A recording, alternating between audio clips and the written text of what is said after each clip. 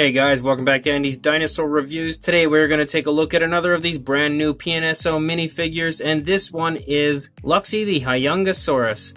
And this looks very cool, like all of them have so far at first glance. The image on the box looks really quite beautiful.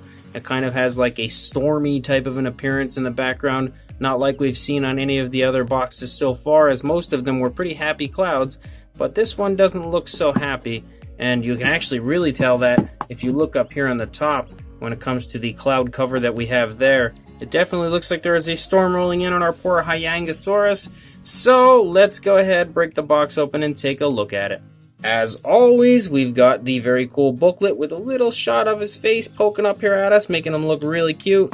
And then once we open it all up, you can see the image up there again of the figure. You've got information on the species itself right here, information on PNSO over there, and a very cool illustration down here as well. Awesome booklet. We always get an awesome booklet, it seems, with PNSO because they love to go the extra mile and really give you your money's worth every single time they release something. And here is our Huayangosaurus, and he looks really nice, really beautifully painted. I'm actually quite the big fan of the paint application. I think maybe this light might be a little too bright on him.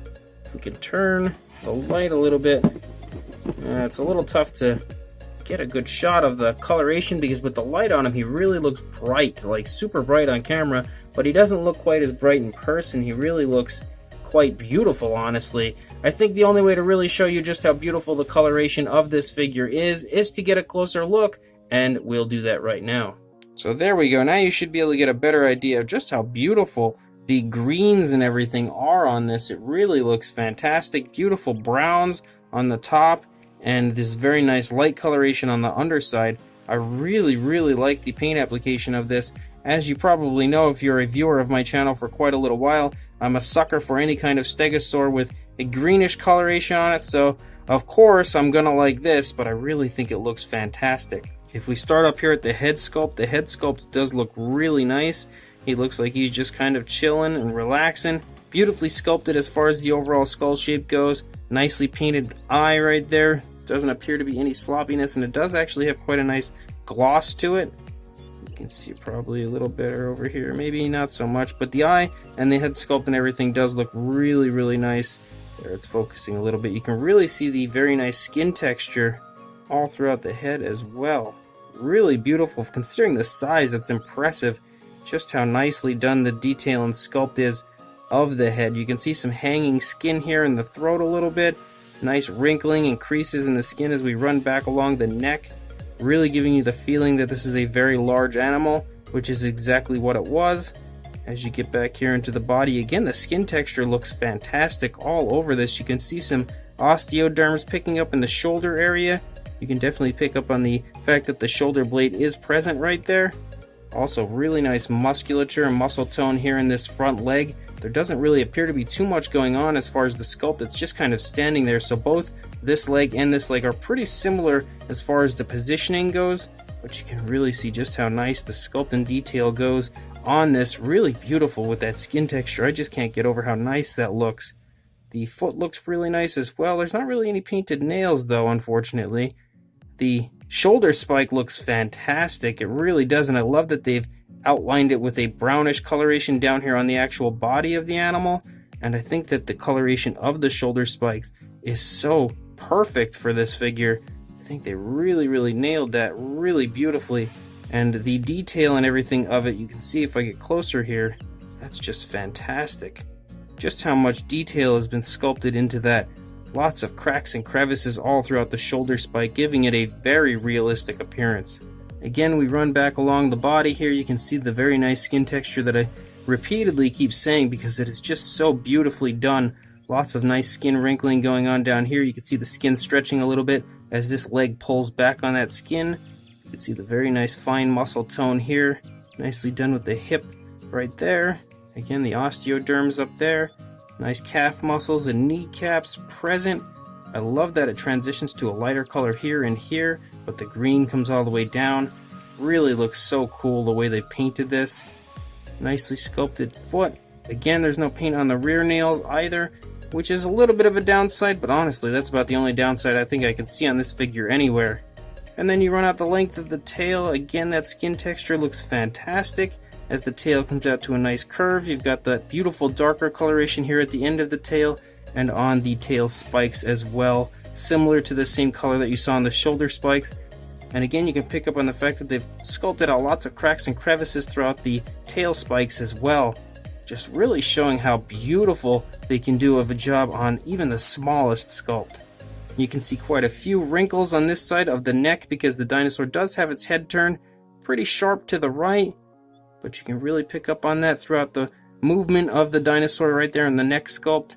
Again, you can see the shoulder blade protruding from the skin a little bit on this side. This leg is pushed back just a tiny hair more than this one, so you can see it bunching the skin there a little bit. I really love how many variations of green you can see throughout the animal. It's really realistic as far as skin tone goes. You can see that the shoulder spike looks really nice on this side as well, just like it did on the opposing side. You can definitely pick up on the fact that it's a pretty well-fed dinosaur. It's got some girth in the stomach, some more osteoderms right there, some more of that beautiful skin texture all over. I am just in love with the appearance of the skin texture of this dinosaur. Nice muscle tone here in this leg as well. It's kind of in the same position as this one, but maybe forward a little bit, maybe sort of bunching the skin up a little bit, as this side was stretching the skin a little. This side's kind of bunching it up. Nice wrinkling of the skin here in the lower part of the stomach. That looks really nice as well. And then we run out the length of the tail. Not really too much going on with the tail. It does have a nice curve to it, but it's nothing major, nothing too sharp or anything. The plates up here on the back also look really, really nice. You can see all sorts of details sculpted into those as well. And I love that the paint application is like a nice brown, but certain areas are kind of highlighted with a darker brown, really helping to give it a beautiful appearance and help to give it a striking appearance in a very natural, realistic way. So yeah, it really looks beautiful everywhere. Even the underside, as far as the sculpt and detail goes, looks fantastic. This is just beautiful. So as far as a size goes on this figure, you're looking at from the tail to the head about 4¼ inches or 11 centimeters in length, and for the highest point, it's probably going to be the plates here on the back, a little under 2 inches or about 5 centimeters, somewhere in that range. It's similar in size to, honestly, where the tip of the tail spikes go, so it's about the same size as far as height in both regions. For a size comparison, there is Mr. Papo T-Rex showing again that these minifigures are definitely quite small, but incredibly impressive when it comes to the sheer amount of beauty included in the sculpt for its size. It honestly has almost Papo-like detail when it comes to the minute details and sculpt all over this. It really looks amazing, and for it to be crammed into something so small, that is extremely impressive. And he is now surrounded by many of his miniature friends, and you can see we've included all the other minis that have come out so far with this current line, along with the Huayangosaurus from the previous PNSO minis, and the Ceratosaurus from the Mattel minifigures, hopefully giving you a good idea of the size of this figure. It's definitely a decent size as far as a minifigure goes. So this Huayangosaurus is really, really nice. It's actually the second one of these figures to be released from PNSO as far as this species goes, because a while back, this was like early on in PNSO's run as far as releasing models and stuff. They actually had sideshow-like models similar to those. I think it was 1/10 scale, and there was a very large Huayangosaurus from them back then. But this is the first time, I believe, that we've gotten it in a smaller version, a beautiful minifigure, so it's awesome to now officially enter this species into the fray when it comes to smaller, affordable PNSO figures.